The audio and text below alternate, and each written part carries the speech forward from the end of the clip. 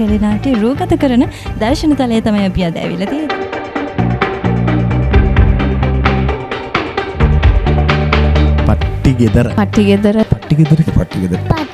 පට්ටිගෙදර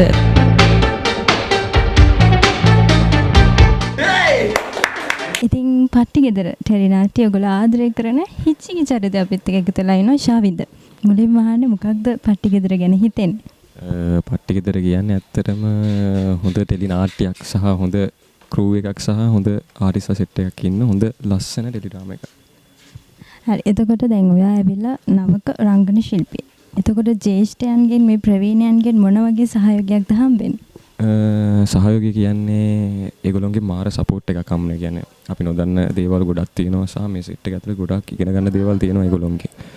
ඒගොල්ලෝ ඒ දේවල් කිසිම දෙයක් තියාගන්න නැතුව අපිට ලබලා දෙනවා. ඒ කියන්නේ එහෙමම දෙනවා. ඒ වගේ ඒ කියන්නේ වැඩ කරන්න සහයෝගයක් තියෙන මාරම ලස්සන සෙට් එකක් ඉන්නේ. ජේෂ්ඨණුගේ මාර සපෝට් එකක් හම්බ වෙනවා අපි වගේ නායක මම විතරක් නෙමෙයි. මම වගේ තව දෙතුන් දෙනෙක් ඉන්නවා මේකේ. ඒගොල්ලන්ට මාර සපෝට් එකක් හම්බ වෙනවා මේ අපේ අනිත් ප්‍රවීණ ආටිස්ට්ලාගෙන්.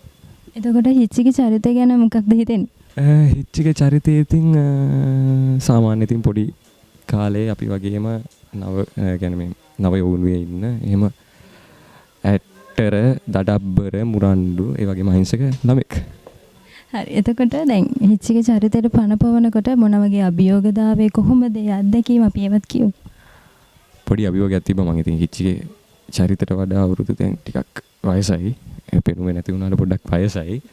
එතකොට මම ඒක පොඩි අභියෝගයක් තිබ්බා දැන් පොඩ අපි මුගුරා යනකොට අපි මැච් වෙනවානේ. ඒකත් එක්ක මම ඒකට try කරේ මේ හිච්චිගේ වයසෙමින් මගේ මල්ලි එයාගේ ඇටිටියුඩ් සම ගොඩක් වෙලාවට මම කොපි කරන්නේ මේ හිච්චිගේ කැරක්ටර් එක වෙනුවෙන්. එහෙම තමයි මම කියන්නේ පොඩි අභියෝගයක් තිබ්බලු. පොඩි නෙමෙයි ටික ලොකු අභියෝගයක් තිබ්බා. අනුෂ්කා කතා කරනවා මම පොඩ බයේ හිටියේ. ඊට පස්සේ ඉතින් මම ඔය ස්ක්‍රිප්ට් එක දීලා අනුෂ්කා ගොඩක් ඒ කියන්නේ අපිට කැරක්ටර් බයිබල් එකක් වගේ දීලා එහෙම පොඩ්ඩක් මේ කැරක්ටර් එක ගොඩ නගලා දුන්නේ. කියන්නේ 60ක් විතර එයා ගොඩ නගලා තිබ්බේ. ඊටු ටික තමයි ඉතින් මම දකින්න දේවල් සහ මෙහෙම කතා බහ කරලා හදාගත්තේ. අන්තිම වතාවට හිච්චිගේ ප්‍රේක්ෂකයන්ට ලැබෙන ආදරේ මොන වගේද? ගොඩක් ලොකු ආදරයක් හම්බ වෙනවා. වැඩි හරියක් බයිනවා. ඒ වගේම ඒ ආදරේ හම්බ වෙනවා.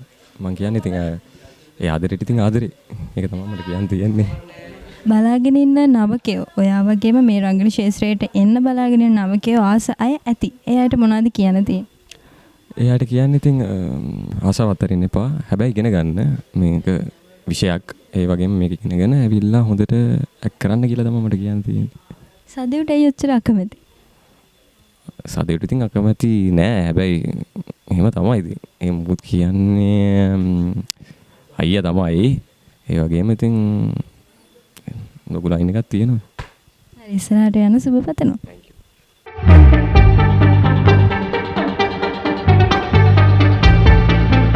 පට්ටිගෙදර ටෙලිනාට්‍ය රූගත කරන දර්ශන තලය තමයි අපි අද ඇවිල්ලා තියෙන්නේ.